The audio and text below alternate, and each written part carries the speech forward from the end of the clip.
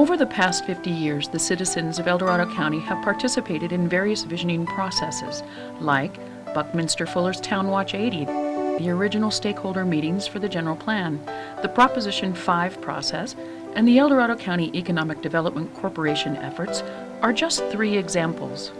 These processes, conducted in an open and inclusive manner, encourage the blending of the ideas for a clearer vision of the future.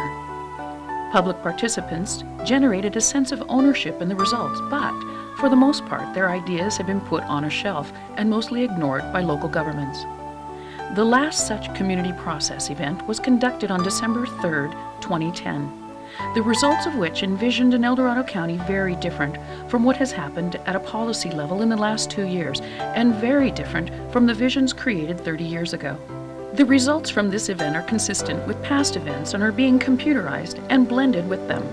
What has emerged from this most recent process and the blending of past processes can be best described as a legacy vision, acquired from fusing and integrating all of these open and inclusive past events.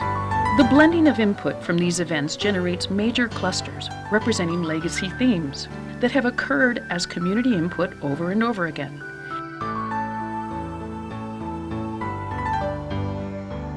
These major legacy themes point to specific and important community land uses such as townships, main streets, town centers, and environmental issues. Other major themes include issues such as local self-determination, economic justice, sensitivity to quality of life, and heritage.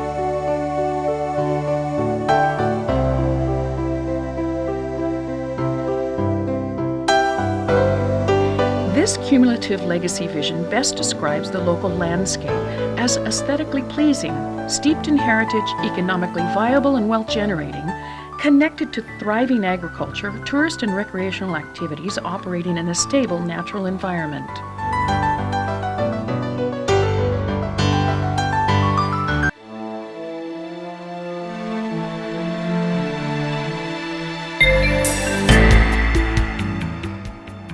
These viable landscapes of the past and desirable for the future have been hidden, diminished, or replaced by an aesthetically harsh and economic unjust extracting landscapes of development.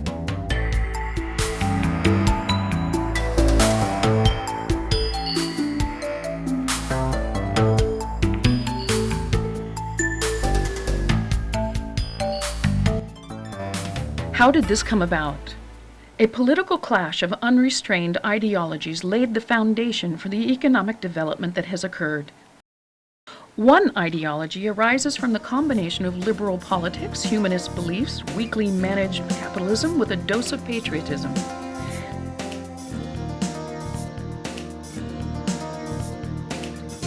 The other ideology contains conservative politics, fundamentalist beliefs, free market capitalism, also rolled up in patriotism. Conservative fundamentalist capitalists and liberal humanist capitalists engage in consistent conflict about how markets should operate and how government should be regulated, all the while maintaining faith in some kind of free market capitalism. Ideology rules at the expense of the facts, real issues, and common sense. Global self-interest has fed the conflict to their advantage. Campaign contributions, lobbying, and targeted propaganda applied to both sides added to the conflict. Their rewards were subsidies, tax breaks, and favorable regulatory considerations. As a result, national and global interest came into conflict with local interest.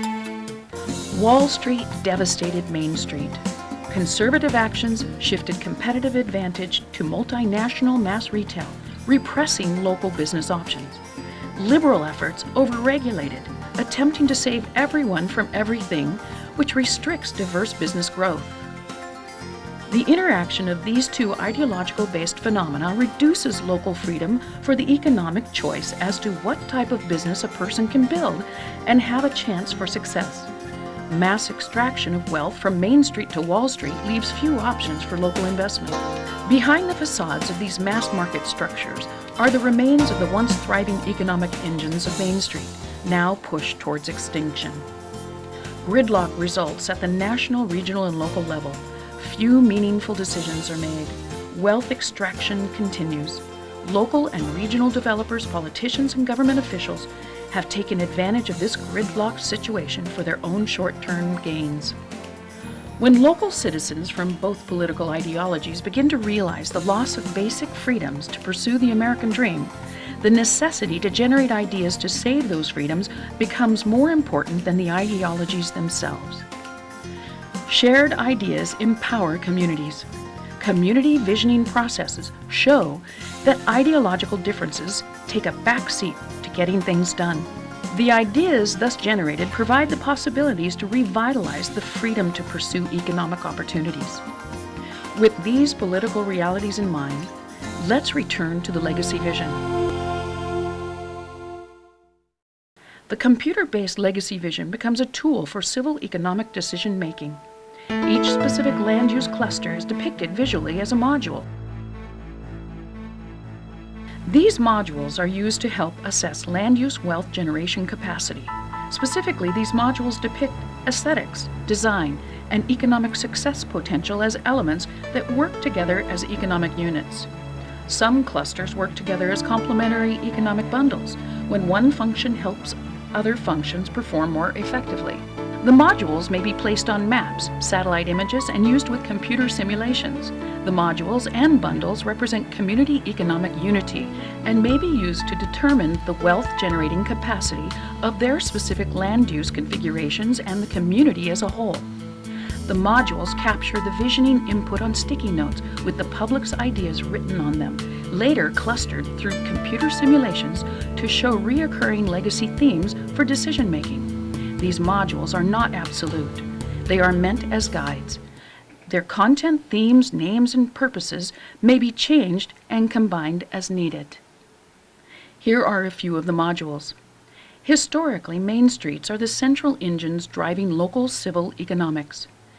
Decimated in the last century, many local jurisdictions are trying to resurrect Main Street themes by offering amenities such as light transit with easy pedestrian access to diverse experiences from retail, restaurants, business offices, and local banks.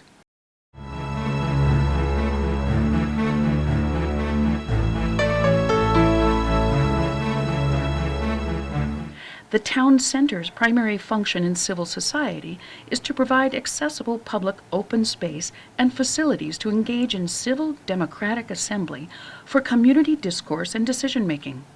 Additionally, they are centered around the access to and delivery of services for government, social agencies, and professional services. These tend to connect together based upon common interest. Town halls, retail, restaurants, and entertainment venues may be mixed in as well. Creativity is key to community economic well-being. Live music, art, poetry, dance, and good food cause ideas to flow. Immersion in creative ambiance is vital for the entrepreneurial mind. Many startups originate on the back of napkins. An entrepreneurial zone brings the artists, craftsmen, photographers, galleries, restaurants, lofts, inventors, and investors together, each feeding on the creations of the other. This is where ideas for economic success come from.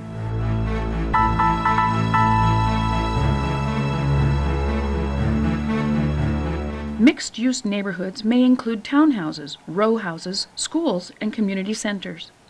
To reduce obesity, walking is encouraged with neighborhood mom-and-pop retail and auto-free homes connected to light transportation systems and multi-use trails that actually connect to economic activities. Light industrial campuses provide well-paying jobs with disposable incomes flowing into the local economy. Local contractors benefit by supplying goods and services. Light manufacturing has low or no impact on the local natural environment. The proximity of many such campuses interact with each other, driving further innovation. The legacy vision contains the locally created knowledge for future economic potential. When located within a more formal education setting of a local university, this knowledge can provide the direction for ongoing in-service education for the innovator, artist, and training for new employees for startups. Using advanced learning technologies expands access of local knowledge to the larger community. The combination of a creativity district, light industrial campuses, and local higher education creates a synergy by which creators and innovators constantly interact. All three are essential for a well-functioning, continually expanding civil economic unity.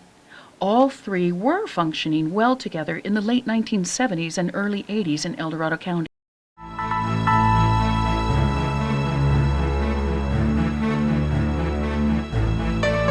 The legacy vision indicates a strong desire for management of the connection between community and high-impact auto-dependent infrastructures.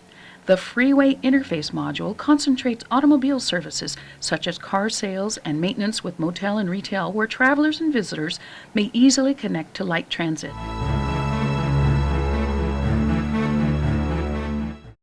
A similar module, the Distribution Hub, is also a transfer point.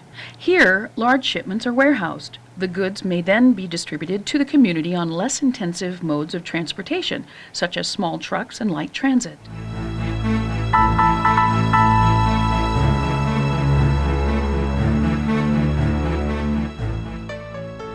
A multimodal transportation hub is available for ease of switching from one form of conveyance to another as a terminus at the freeway.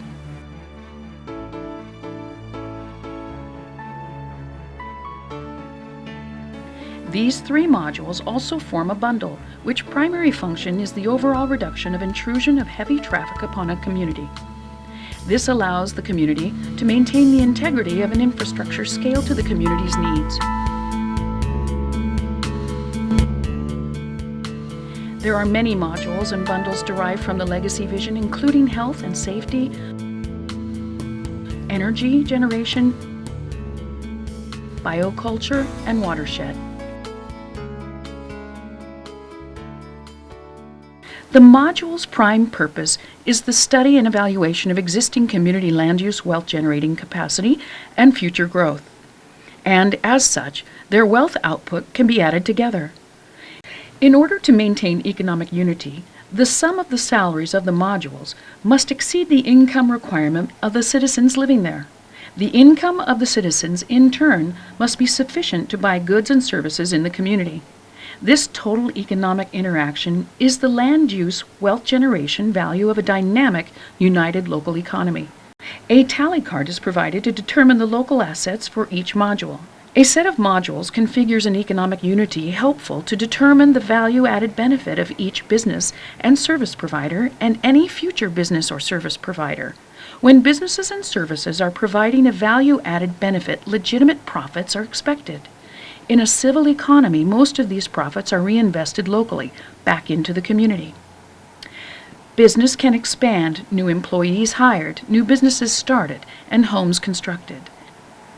A tax base is deep enough to provide for a thriving service sector.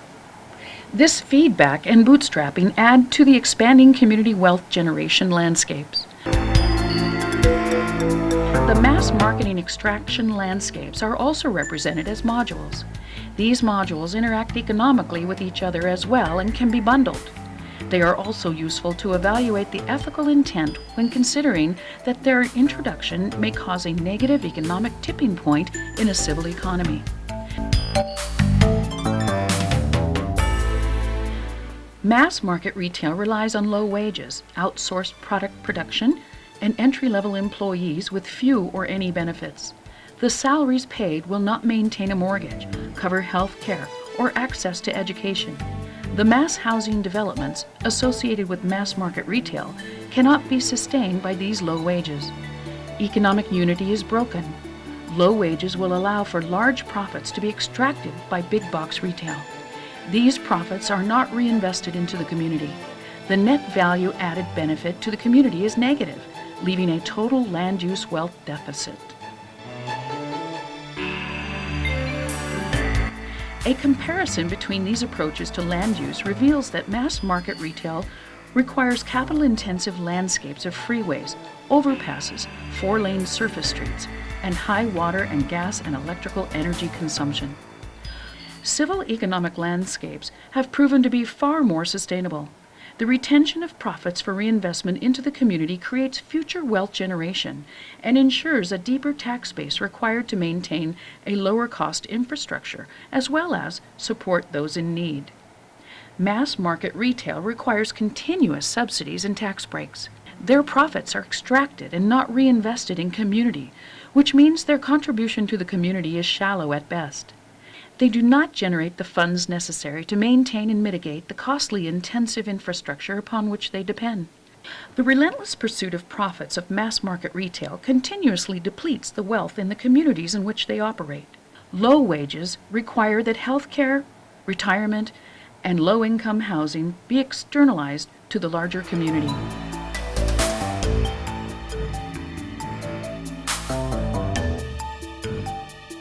The mass market multinational landscapes that are replacing civil economies do not support the economic freedom necessary to pursue the American dream. These are the landscapes of failure. Failure to design cost-efficient, manageable infrastructure. Failure to provide space for civil discourse. Failure to enhance economic diversity. Failure to create endearing places to live and work. Taken together, a critical moral failure has occurred. A failure of citizenship, of leadership, and the entire political process to take responsibility.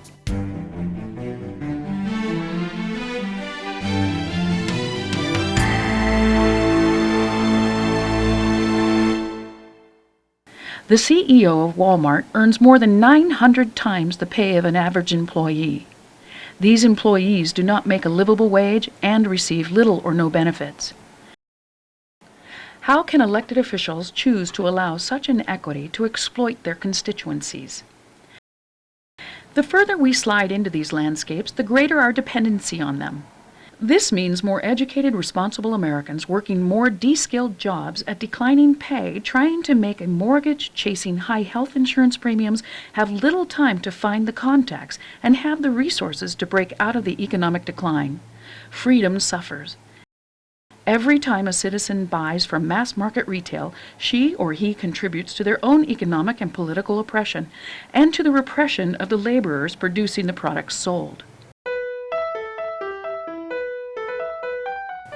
The impact of multinational mass marketing retail upon civil economy can be calculated using the modular tools. The results are staggering. As Market Street devastates Main Street nationwide, the country is being stripped of the wealth-generating capacity to pay off local, state, and national debt.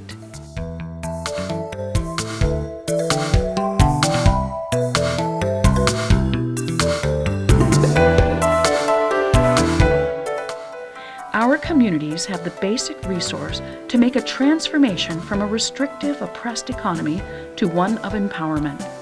The basic resource is its own creativity, captured in the ideas contained in the legacy vision. These ideas must be acted upon to optimize creativity to produce value-added benefit for the entire community.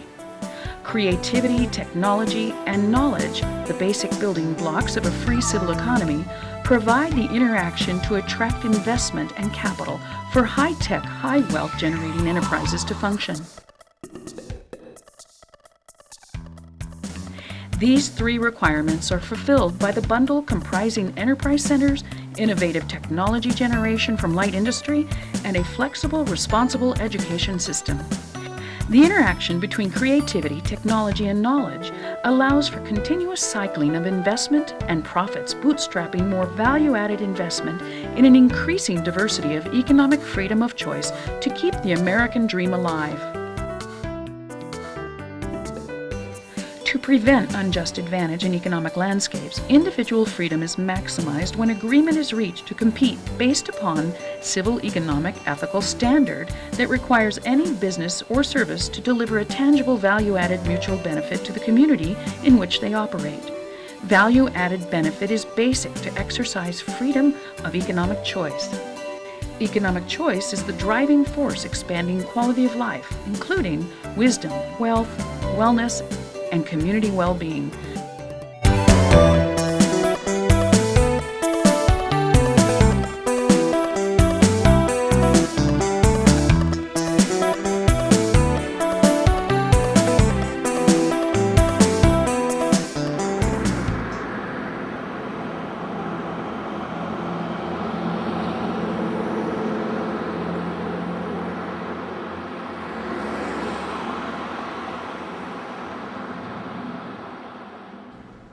El Dorado County is at a critical tipping point.